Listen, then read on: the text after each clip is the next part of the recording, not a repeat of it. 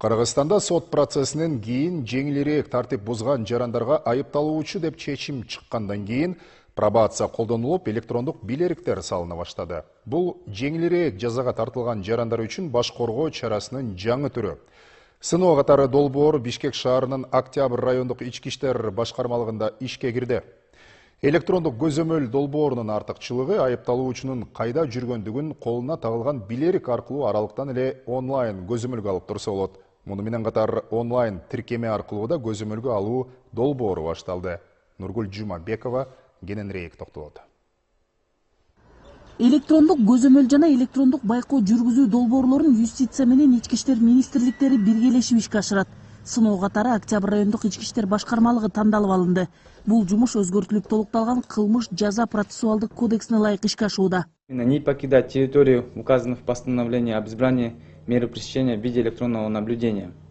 В связи с чем вам будет надет электронный браслет.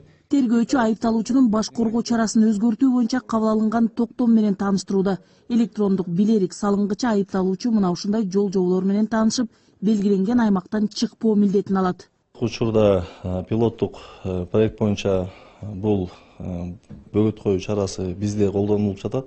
Ошол боюнча бул мыйзамга карата анча оор эмес же жана 6 бөлүгүндө көрсөтүлгөн кылмыштарга карата колдонулбайт. Бул өзгөчө оор кылмыштарга карата жана берки жарандарга карата ден соолугуна каршы болгон кылмыштар боюнча. Айыпталуучунун баш коргоо чарасын өзгөртүү боюнча чечимди тергөөчү, сот же прокурор кабыл алат. Бул учурда тергөөчү кабыл алды. Бул Кыргыз Республикасынын кылмыш жазык процессуалдык кодексинде даана көрсөтүлгөн, бул тергөөчү тарабынан, прокурор тарабынан жана тергөө судьясы тарабынан кабыл алынат. Бүгүнкү күндө бул пилоттук проекти болуп жүрүп атат. Кудай буйрса келечекте абдан жакшы бир ишке ашып туруп, бул бүт жалпы республика аймагында колдонобуз деген ойдомун. Электрондук бийлик бар. Бул электрондук бийлик сиздин жүргөн жериңизди аныктап берет. Айыпталуучуга электрондук билерик пробация департаментинин кызматкерлери тарабынан түшүндүрүлүп анан тагылды. Эми айыпталуучу тергөөчү белгилеген аймактан чыкпайт жана 24 саат бою көзөмөлдө болот. Билерикти колдонуу тартиптери да бар. Кубаттагычы менен кошо берилди.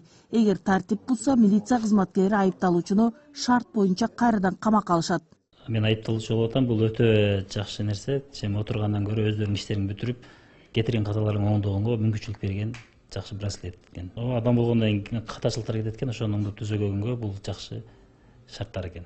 Электрондук билерик тагынган айыпталуучу же пробацияда тургандардын кыймылы мына ушул мониторинг борбору аркылуу кызматкерлер тарабынан күнү түнү көзөмөлгө алынып турат. Алар тергөөчү же сот тарабынан белгиленген аймактан чыкпашы керек. Эгер чыгып кетишсе, ушул мониторинг борборго атайын белги келип түшөт. Ал эми электрондук көзөмөл долбоору пробация департаментинин кызматкерлери тарабынан ишке ашырылат. Электрондук байкоо деген бул бөгөт коюу чарасы, анан электрондук көзөмөл деген бул уже жазаланган жарандарга ошо жазаны аткаруу максатында ишке ашырылат. Бул тек гана пробация департаментинин кызматкерлери менен ишке жүргүзүлөт да. Ошондой эле пробация кардарларына тиешелүү ошо билериктерди кийгизет. Ошол билериктин аркасы менен ошо абал борбору мониторинговый центр круглый сутки 24/7 ошо көзөмөлдү жүзгүзүп жатат да. Долбоорлор ийгиликтүү ишке ашып мыкты натыйжасын көрсөтсө, кийинки этапта Бишкек шаарынын башка райондорунда, андан соң аймактарда колдонула баштайт. Нургүл Жумабекова, Азамат Кыдыр Токтоев, Ала Тоо 24.